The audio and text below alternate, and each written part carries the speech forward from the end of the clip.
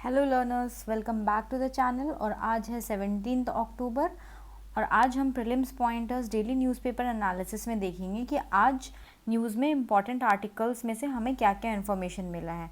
तो आज पहला आर्टिकल जो है वो निहांग के बारे में थे। निहांग क्या होता है ये आपने इस साल 26 जनवरी में निहांग वर्ड सुना होगा अगर आप न्यूज़पेपर फॉलो कर रहे होंगे। तो निहांग एक ऑर्डर होता है सिख वॉरियर का, जो जनरली ब्लू कलर का रोब्स पहनते हैं। वो स्वॉर्ड्स एंड स्पीयर्स कैरी करते हैं। उनका टर्बन्स जो होता है वो क्वाइट्स से डेकोरेटेड होता है। क्वाइट्स मतलब ये टर्बन के ऊपर एक स्टील का ऐसे कुछ बना होता है, ये टर्बन है ऐसे बना होता है। ओके, तो निहांग्स जो है वो खालसा कोड ऑफ कंडक्ट को सबसे स्ट्रिक्टली फॉलो करते हैं।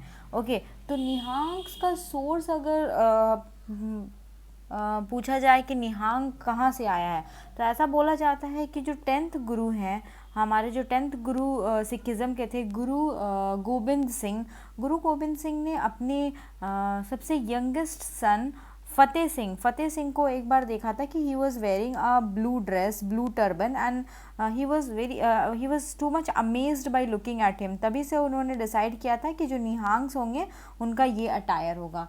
तो हिस्ट्री में निहांग्स का इम्पॉर्टेंट क्या रहा है? Nihangs have played a very important role कि जब जो सिख एम्पायर फॉल हो रहा था तो उसको डिफेंड करने में, फिर जब आपका अफ़गानिस्तान के तरफ से दुर्रानी का अटैक हो रहा था उस वक्त भी निहांग्स ने बहुत एक इम्पॉर्टेंट रोल प्ले किया था। और अगर अभी हम निहांग्स एंड सिख के बारे में एक आर्टिकल आया था तो हम ये डिस्कस कर रहे हैं, तो मैं आपको क्विकली जो 10 सिख गुरु हैं सिखिज़म में उनके बारे में कुछ कुछ इन्फॉर्मेशन दे देती हूँ। ओके, तो सबसे पहले जो सिख गुरु थे वो थे हमारे गुरु नानक जी। गुरु नानक जी को फाउंडर ऑफ सिखिज़म भी बोला जाता है। तो गुरु नानक जी जो है he was born in Talwandi near Nepal, near Lahore, not Nepal, I am sorry, Talwandi. Okay, Talwandi near Lahore in a family of accountants, और he guided people to follow the principle of conduct and worship। वो बोले थे सच पे बिलीव करो, ट्रूथ, हलाल means lawful earning, खैर wishing well of others, नियत right intention and service to the lord. इन्होंने इंट्रोड्यूस किया था कंसेप्ट ऑफ लंगर। लंगर मतलब एक कम्युनिटी किचन होता है जहाँ लोगों को खाना खिलाया जाता है, जिसके बारे में भी आपने कोविड के टाइम में सुना होगा कि जो सिख कम्युनिटी है वो लंगर ऑर्गेनाइज कर रही है। ओके, जो सेकंड गुरु थे सिखिज़म के, उनका नाम है गुरु अंगद। इनको भाई लहना के नाम से भी जाना जाता है, भाई लहना के नाम से भी इनको जाना जाता है। इन्होंने गुरुमुखी स्क्रिप्ट को कंपाइल किया है। गुरुमुखी जो स्क्रिप्ट है ये भाई लहना ने कंपाइल किया है। और ये जो लंगर गुरु नानक जी ने फॉर्म किया था, इस लंगर को पॉपुलराइज करने का काम किया है। इन्होंने मल अखाड़ा का भी फाउंडेशन रखा है। Mal Akhara is for physical as well as spiritual upliftment of the people जो सिखिज़म में बिलीव करते हैं। थर्ड गुरु आपके गुरु अमरदास जी हैं। गुरु अमरदास जी ने he acted against the Hindu society sati system and then advocated widow remarriage, discarded the पर्दा सिस्टम। तो ये सोशल रिफॉर्म्स में कुछ ज़्यादा ही काम किए हैं। जो फोर्थ गुरु हैं आपके वो है गुरु रामदास जी। गुरु रामदास जी ने आनंद करज कंपोज किया है। आनंद करज क्या होता है? एक डिस्टिंक्ट मैरिज कोड होता है जो बहुत अलग होता है than the orthodox and traditional Hindu Vedic system. इनका अकबर के साथ बहुत अच्छा रिलेशनशिप था, तो अकबर ने एक प्लॉट इनको दिया था। उसी प्लॉट पे आज हरमिंदर साहिब गुरुद्वारा बना हुआ है। ओके, और एक इंटरेस्टिंग फैक्ट आप जानिए कि जो हरमिंदर साहिब गुरुद्वारा है उसका जो पहला ब्रिक है, it was laid down by Haji Mian Mir and he was a Muslim. And Guru Ramdas he attributed है to the foundation stone of Amritsar का फाउंडेशन स्टोन गुरु रामदास जी ही एट्रीब्यूटेड है इस चीज़ से। ओके, देन जो फिफ्थ गुरु थे वो थे गुरु अर्जन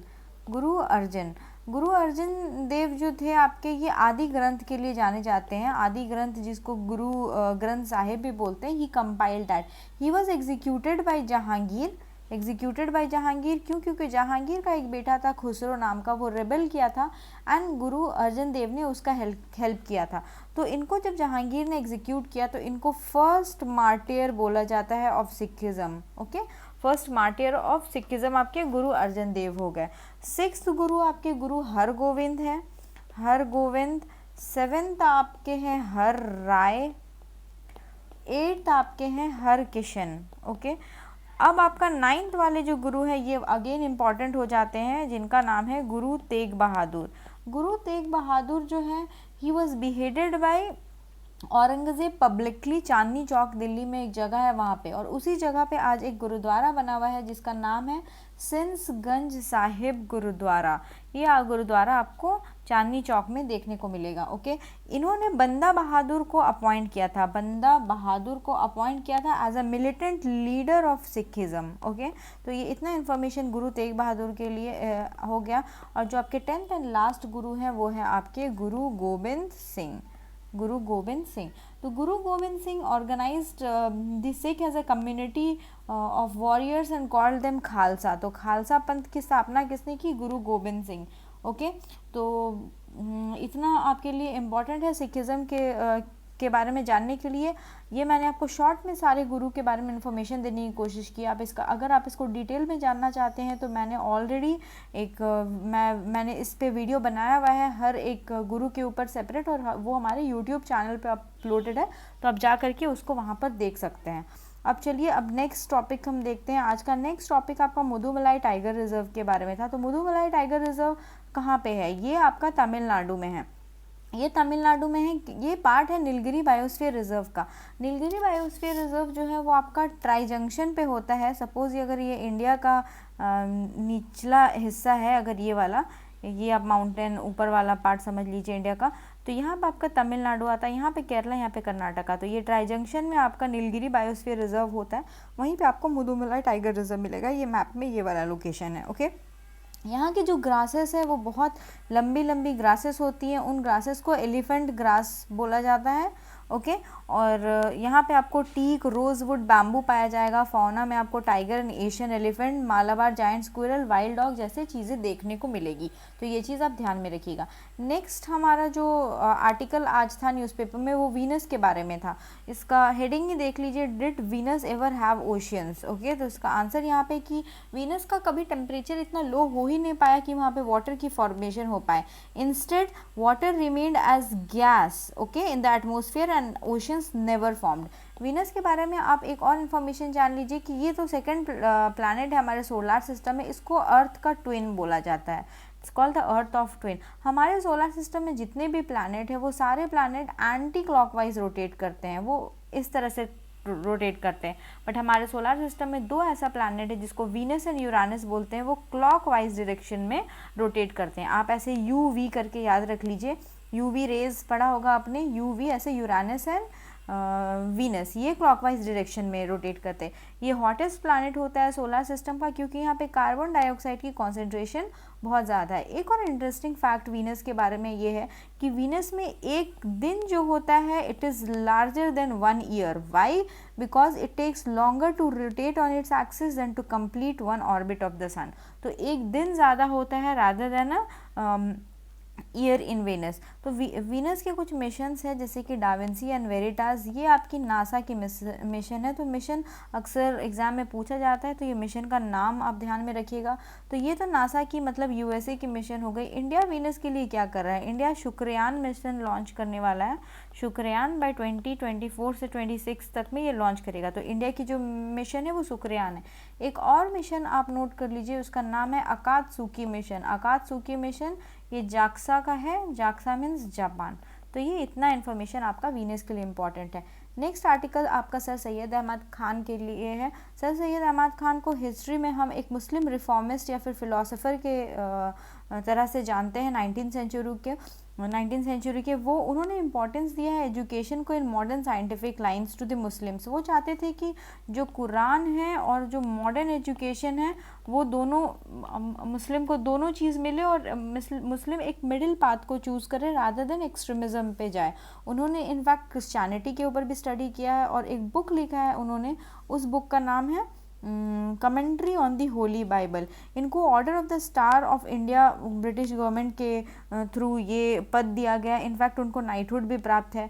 ही is regarded as one of the founders of two nation theory जिसके बेसिस में इंडिया और पाकिस्तान डिवाइड हुआ है। Okay, he advocated Muslims to have loyalty to the British. क्यों?